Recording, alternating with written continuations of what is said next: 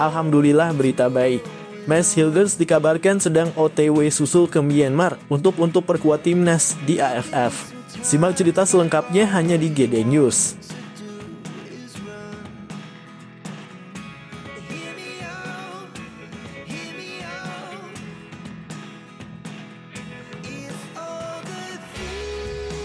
Emang gak tahu diri? Bisa-bisanya Harimau Malaya sebut percuma lolos putaran 3 kualifikasi Piala Dunia kalau tidak pernah juara AFF. Anu Dudu sudah mainnya kelas bos. Kalian sudah tertinggal jauh bos. Simak fakta selengkapnya hanya di GD News.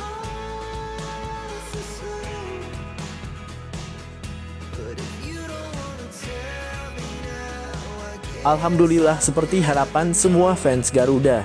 Tanda-tanda Elkan Bagot comeback ke timnas Garuda kian nyata. Simak fakta selengkapnya hanya di sini.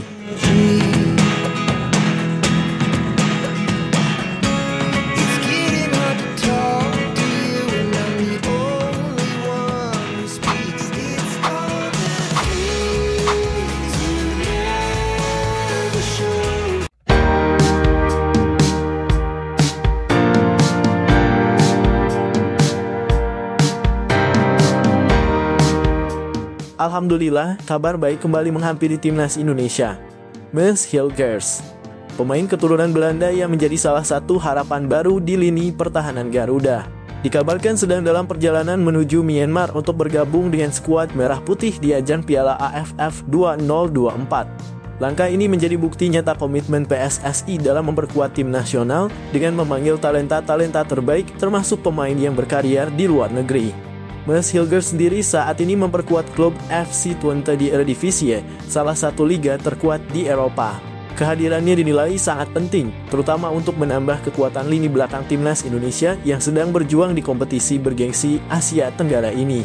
Menurut sumber terpercaya, Mads telah menyatakan kesiapannya untuk membela Garuda. Proses administrasi yang sempat menjadi kendala sebelumnya kini telah selesai, sehingga ia dapat segera bergabung dengan tim. Selain itu, pelatih Shin Tae-yong juga dikabarkan telah menyiapkan strategi khusus untuk memaksimalkan peran pemain berusia 22 tahun ini di lapangan. Kabar ini disambut dengan antusias oleh para pendukung timnas Indonesia. Dukungan dan doa terus mengalir dari masyarakat berharap kedatangan Mads Hilgers dapat menjadi tambahan semangat serta kekuatan yang dibutuhkan untuk meraih hasil maksimal. Turnamen Piala AFF 2024 menjadi salah satu ajang penting bagi timnas untuk menunjukkan kekompakan dan kualitas permainan mereka. Mari kita doakan perjalanan Mads Hilgers menuju Myanmar berjalan lancar dan semoga ia dapat segera beradaptasi dengan rekan-rekannya di timnas. Kehadirannya bukan hanya menambah kekuatan, tetapi juga menjadi simbol semangat baru untuk terus berjuang demi mengharumkan nama bangsa. Indonesia, kita pasti bisa. Garuda di dadaku, semangat takkan pernah padam.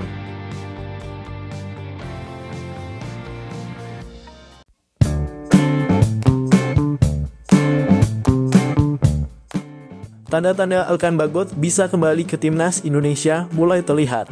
Di sisi lain, polemik hubungan antara Elkan Bagot dan Shin Tae-yong belum ada tanda-tanda berdamai. Namun setelah beberapa kali absen dari pemanggilan timnas Indonesia, kini muncul tanda-tanda kembalinya bek berdarah Inggris Indonesia tersebut ke timnas Indonesia. Petunjuk ini datang dari unggahan terbaru Marcelino Ferdinand, salah satu anak asuh kesayangan Shin Tae-yong. Dalam unggahan selebrasi golnya saat melawan Arab Saudi, terlihat jelas bahwa Elkan Bagot turut memberikan tanda suka. Gestur sederhana ini memicu spekulasi mengenai kemungkinan reuni antara Elkan Bagot dan timnas Indonesia.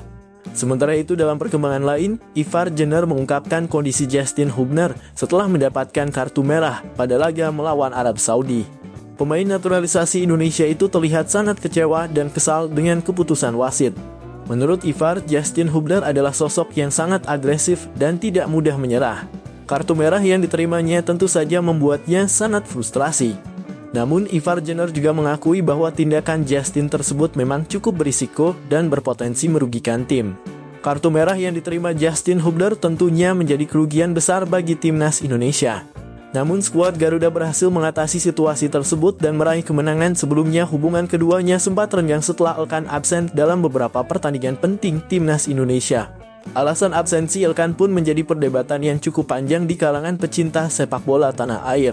Shin Tae-yong bahkan sempat melontarkan pernyataan yang seolah menyindir sikap Elkan. Namun dengan adanya tanda suka dari Elkan pada unggahan Marcelino, harapan para penggemar untuk kembali melihat Elkan berjuang bersama timnas Indonesia semakin besar. Apakah ini pertanda bahwa Elkan telah berdamai dengan Shin Tae-yong dan siap untuk kembali membela negara? Tulis pendapat kalian di kolom komentar ya.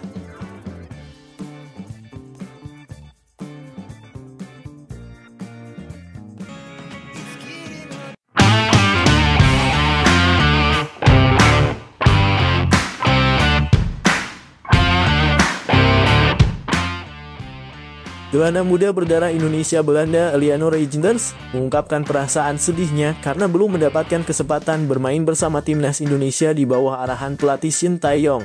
Meski telah resmi menjadi bagian dari skuad Garuda sejak 2023, Eliano belum sekalipun dimainkan dalam laga resmi dan tidak masuk dalam daftar pemain yang dipanggil untuk Piala AFF 2024. Dalam sebuah wawancara, Eliano dengan jujur menyatakan kesedihannya. Tentu saya merasa sedih karena belum bisa membela timnas Indonesia di pertandingan resmi. Namun saya tetap sabar dan terus bekerja keras untuk membuktikan bahwa saya pantas berada di tim ini, ujarnya. Pemain yang saat ini bermain di Liga Belanda itu menambahkan bahwa dirinya masih memiliki semangat besar untuk memberikan yang terbaik bagi timnas Indonesia. Saya percaya kesempatan akan datang jika saya terus menunjukkan kemampuan saya. Bermain untuk Garuda adalah impian yang tidak akan saya lepaskan begitu saja, kata Eliano dengan penuh optimisme. Pernyataan ini mendapat simpati dari para pendukung timnas Indonesia yang berharap Eliano segera mendapatkan kepercayaan Shin Tae-yong di masa depan. Dengan usia yang masih muda dan bakat yang menjanjikan, Eliano berpotensi menjadi salah satu pilar penting timnas Indonesia di berbagai turnamen mendatang. Semangat dan kesabaran Eliano menunjukkan bahwa meski belum mendapat kesempatan, tekadnya untuk memperkuat skuad Garuda tetap tidak goyah. Kini tinggal menunggu waktu hingga namanya kembali dipanggil dan membuktikan kualitasnya di lapangan hijau.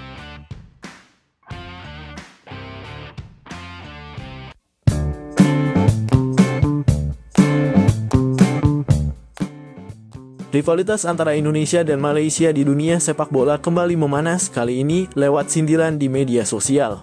Warganet Malaysia menyebut percuma lolos ke putaran ketiga kualifikasi Piala Dunia, tapi tidak pernah juara Piala AFF. Sindiran itu merujuk pada prestasi Indonesia yang belum pernah meraih gelar juara Piala AFF, meski beberapa kali masuk final. Namun, pendukung Garuda tak tinggal diam.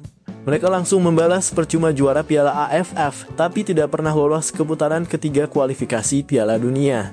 Balasan ini menyinggung fakta bahwa hingga kini Malaysia belum pernah mencapai putaran ketiga kualifikasi Piala Dunia, pencapaian yang berhasil ditorehkan timnas Indonesia untuk edisi 2026. Perdebatan ini mencerminkan rivalitas abadi antara kedua negara di lapangan hijau. Meski panas di dunia maya, persaingan ini diharapkan bisa menjadi motivasi bagi kedua tim untuk terus berprestasi, baik di level regional seperti Piala AFF maupun di pentas dunia seperti kualifikasi Piala Dunia. Tetap dukung sepak bola dengan sportivitas. Jadi bagaimana menurut kalian guys? Tulis pendapat kalian soal ini di kolom komentar ya, agar kita bisa tampung pendapat kalian.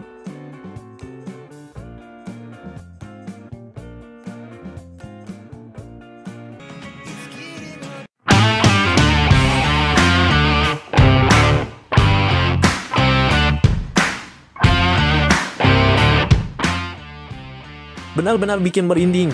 Kedatangan para pemain timnas Indonesia di Myanmar disambut dengan luar biasa. Suasana bandara yang biasanya tenang berubah menjadi lautan supporter dan warga lokal yang antusias menyambut Garuda. Baraja Asia pemain-pemain timnas Indonesia disambut sorak-sorai dan tepuk tangan meriah. Bahkan beberapa warga Myanmar terlihat membawa bendera Indonesia melambangkan dukungan mereka terhadap perjuangan para pahlawan sepak bola tanah air.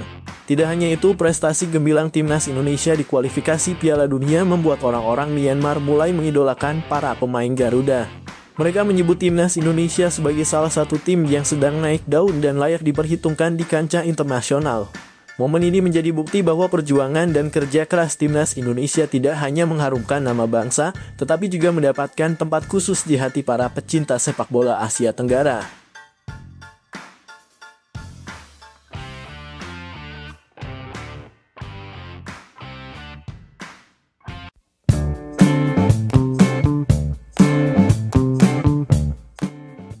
Kabar mengejutkan datang dari Myanmar. Shin Tae-yong dan PSSI memberikan kejutan besar dengan kedatangan bek andalan timnas Indonesia, Elkan Bagot, yang tiba di Myanmar malam ini. Momen ini langsung menjadi perhatian para pecinta sepak bola tanah air. Elkan Bagot, yang sebelumnya sempat diragukan bergabung dalam laga penting di Myanmar, akhirnya tiba tepat waktu. Kedatangannya disambut dengan penuh antusiasme oleh skuad Garuda dan jajaran pelatih. Bek jangkung yang bermain di Inggris ini memang menjadi salah satu sosok yang dinantikan untuk memperkuat lini belakang timnas Indonesia. Pelatih Shin Tae-yong menyebut kedatangan Elkan adalah bagian dari strategi untuk memastikan timnas Garuda tampil maksimal di laga penting berikutnya. Elkan adalah pemain yang sangat penting bagi kami dan kami senang dia bisa bergabung, ungkap STY dalam pernyataan singkatnya. PSSI juga menyampaikan apresiasi atas dedikasi Elkan yang rela menempuh perjalanan jauh untuk membela timnas Indonesia. Dukungan ini menunjukkan komitmen kuat dari semua pihak untuk meraih hasil terbaik. Dengan persiapan matang ini, kita semua berharap kejutan ini dapat membawa timnas Garuda meraih kemenangan di Myanmar. Semoga kabar baik seperti ini terus hadir di perjalanan panjang timnas Indonesia ke depan. Tentu saja ini adalah harapan admin dan juga seluruh pecinta sepak bola Indonesia.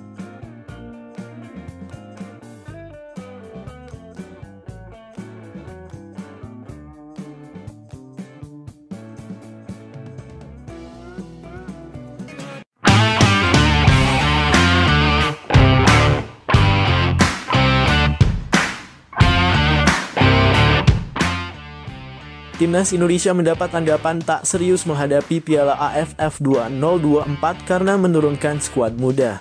Menpora Dito Aryo Tejo punya pandangan lain soal itu. Di Piala AFF 2024, Indonesia mengirimkan skuad muda atau tim U-Strip 22 untuk turnamen yang berlangsung pada 8 Desember 2024 sampai 5 Januari 2025. Skuad senior difokuskan untuk kualifikasi Piala Dunia 2026 ronde ketiga. Di Piala AFF 2024, Indonesia mengirimkan skuad muda atau tim U-Strip 22 untuk turnamen yang berlangsung pada 8 Desember 2024 sampai 5 Januari 2025 itu. Skuad senior difokuskan untuk kualifikasi Piala Dunia 2026 ronde ketiga. Pemain paling senior yang dipanggil adalah Asnawi dalam kurung 25 tahun. Adapun Arkan Kaka menjadi yang termuda dalam kurung 17 tahun dalam skuad. Lantaran timnas Indonesia diisi mayoritas pemain muda, sejumlah media luar menilai Indonesia tak serius menghadapi Piala AFF. Menpora Dito menegaskan PSSI memiliki strategi sendiri. Ya, PSSI pasti memiliki strateginya sendiri dan saya rasa kalau tidak mempersiapkan regenerasi atlet yang berani, bagaimana kita bisa memperkuat timnas ke depannya? Kata Menpora Dito saat ditemui di kantor Kemenpora, Rabu 4/12/2024. Tadi Pak Erik nampaknya ditanya Mas Wapres, Pak Erik bilang optimis dalam kurung juara, ujarnya saat ditanyakan target oleh Wakil Presiden RI Gibran Rakabuming Raka dalam rapat Desain Besar Olahraga Nasional dalam kurung DBON. Timnas Indonesia berada satu grup bersama Vietnam, Filipina, Myanmar, dan Laos di Piala AFF 2024. Kejuaraan akan menerapkan format single round robin, setiap tim akan berhadapan masing-masing satu kali. Selain itu, setiap tim juga cuma mendapatkan kesempatan memainkan laga kandang 2 kali dan tandang 2 kali. Indonesia akan menjamu Laos dan Filipina serta bertandang ke markas Myanmar dan Vietnam.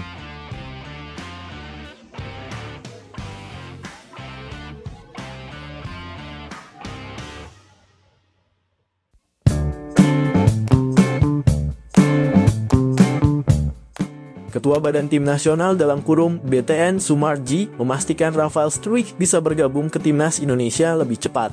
Sebelumnya Struijk dikabarkan baru dilepas ke skuad Garuda mulai babak semifinal ASEAN Cup 2024. Kondisi ini membuat Shin Tae-yong hanya memiliki opsi Hoki Caraka dan Rafael Struijk untuk lini depan pada babak fase grup. Hadirnya Struijk tentu jadi angin segar untuk posisi striker timnas saat ini. Sumarji menjelaskan timnas Indonesia masih berusaha menurunkan kekuatan terbaiknya. Apalagi saat ini banyak pemain muda yang merapat ke skuad Garuda karena keterbatasan opsi pemain. ASEAN Cup yang digelar tidak dalam kalender FIFA Matchday membuat klub berhak tidak melepas pemainnya. Hal ini membuat dia harus membahas ini dengan staf kepelatihan timnas untuk mendapatkan opsi terbaik. Dari skuad yang ada kan diisi mayoritas anak-anak kita usia 22 tahun ke bawah. Di situ kan kita diskusi apa yang membuat tim nanti dari tanggal 9 sampai selesai. Salah satu opsinya adalah mengupayakan dan mengkomunikasikan dengan klubnya, terutama lini depan dan lini serang, kata Sumarji dilansir bolasport.com dari kanal YouTube Kompas TV. Selanjutnya, Ketua Umum PSSI Erick Thohir berkomunikasi dengan pihak Brisbane Roar. Terbaru, pihak klub akhirnya bisa melepas Twitch lebih cepat, bahkan sebelum laga perdana melawan Myanmar pada 9 Desember nanti. Kemarin langsung saya lapor ke ketum dan ketum berkoordinasi dengan klub. Alhamdulillah tadi siang dari klubnya Rafael memberikan izin agar Rafael bisa bergabung tanggal 8 lanjutnya.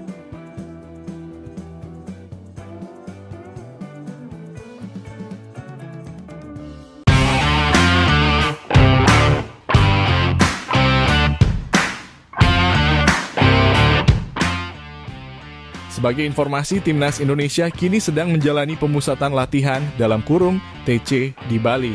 TC kali ini merupakan persiapan Timnas Indonesia menuju ASEAN Cup 2024.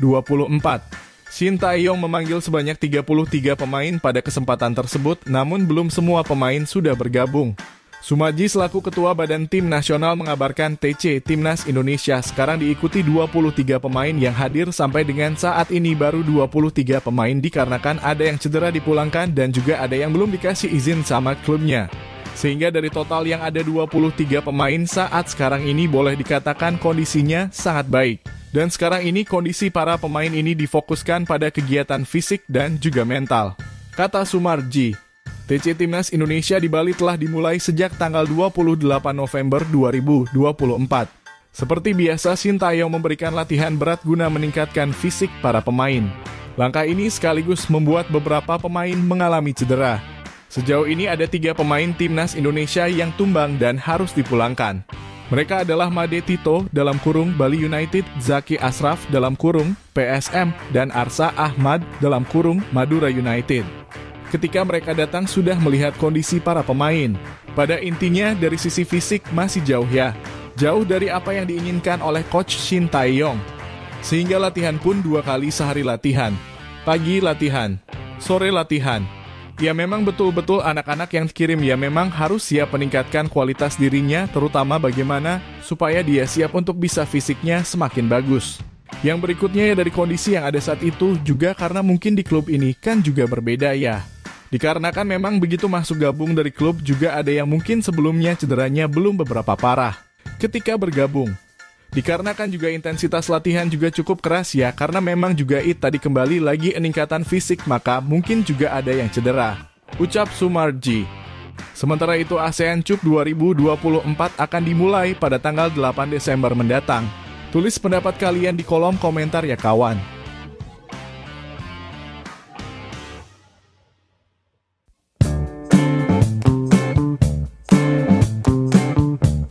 Majelis Kehormatan Dewan (MKD) menjatuhkan sanksi ringan terhadap anggota DPR Komisi X Nuroji buntut kritiknya soal naturalisasi pemain Timnas Indonesia.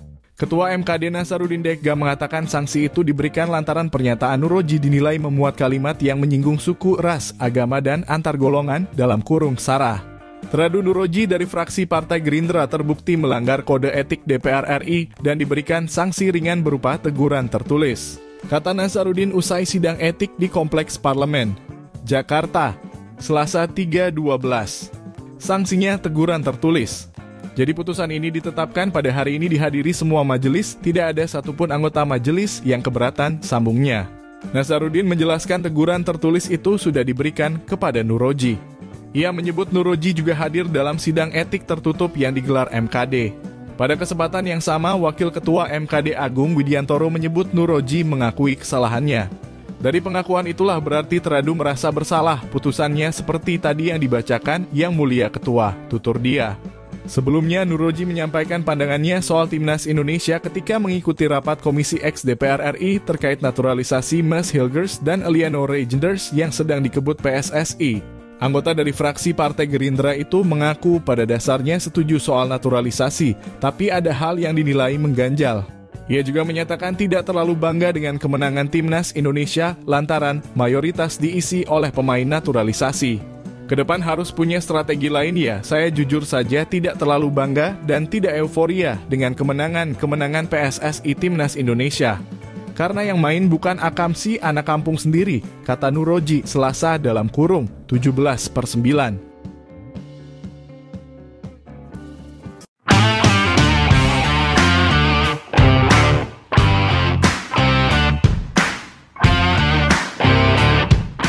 Pelatih Timnas Indonesia Shin Tae-yong dalam kurung STY kembali menunjukkan ambisi besar dalam kariernya bersama Garuda. Kali ini ia bertekad memecahkan rekor dengan membawa skuad U-Strip 22 menjuarai Piala AFF. Jika berhasil, ini akan menjadi sejarah baru karena belum pernah ada tim Indonesia yang memenangkan turnamen ini dengan skuad termuda. Shin Tae-yong dan rekor sebelumnya sejak melatih Indonesia, STY dikenal sebagai pelatih yang sering memecahkan rekor. Di antaranya membawa Indonesia kembali ke Piala Asia setelah 15 tahun dan meraih medali emas SEA Games 2023 setelah 32 tahun penantian. Dia juga sukses membawa timnas Indonesia ke final Piala AFF 2020 dengan skuad termuda sepanjang sejarah turnamen tersebut. Keputusan STY mengandalkan skuad U-Strip 22 di Piala AFF adalah langkah berani. Nama-nama seperti Marcelino Ferdinand, Pratama Arhan, dan Ronaldo Kuatah menjadi andalan di tim muda ini. STY yakin bahwa regenerasi pemain adalah kunci sukses jangka panjang untuk sepak bola Indonesia. Skuad muda memiliki energi luar biasa. Mereka hanya perlu pengalaman dan turnamen ini adalah tempat terbaik untuk mengasah mental juara mereka, kata Shin Tae-yong. Misi besar Shin Tae-yong. STY ingin mencetak sejarah dengan membawa gelar Piala AFF pertama bagi Indonesia, sekaligus membuktikan bahwa regenerasi adalah solusi untuk masa depan sepak bola tanah air. Publik kini menantikan apakah pelatih asal Korea Selatan ini bisa kembali memecahkan rekor dan memberikan kebanggaan bagi Indonesia. Piala AFF kali ini bukan hanya soal trofi, tetapi juga langkah besar menuju masa depan cerah sepak bola Indonesia di tangan Shin Tae-yong dan generasi mudanya.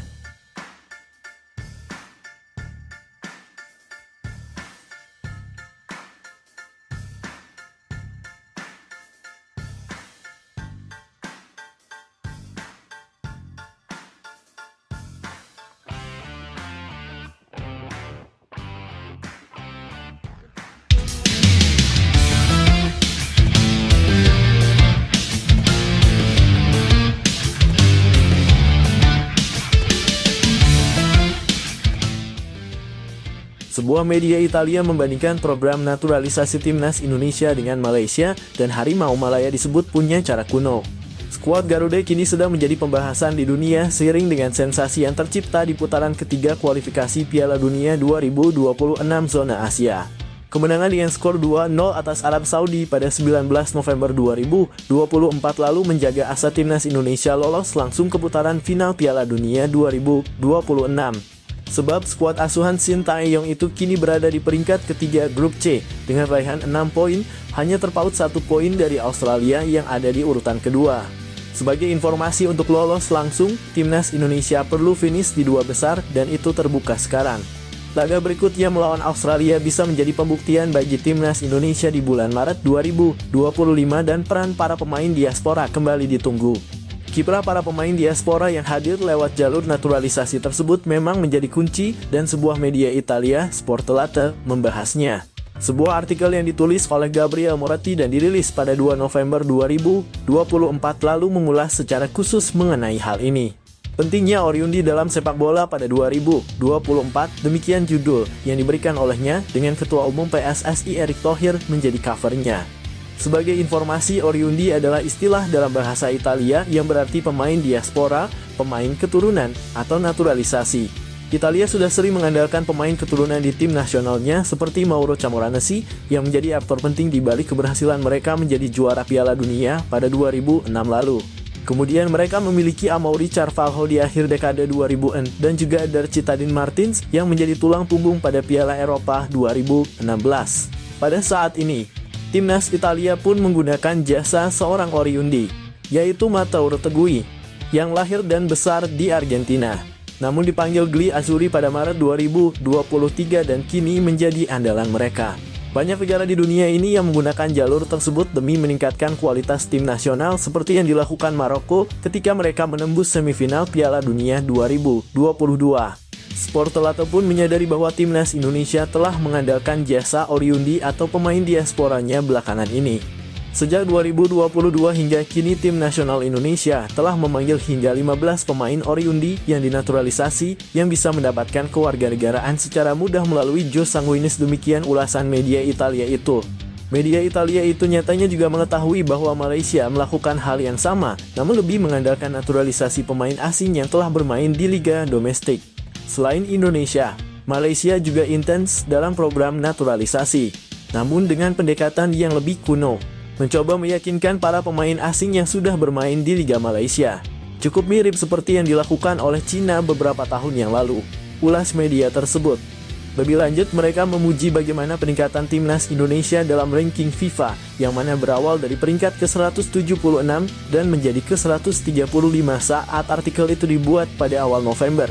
Dalam ranking FIFA terkini, timnas Indonesia sudah semakin membaik dengan menempati urutan ke-125 usai mengandaskan Arab Saudi dengan skor 2-0.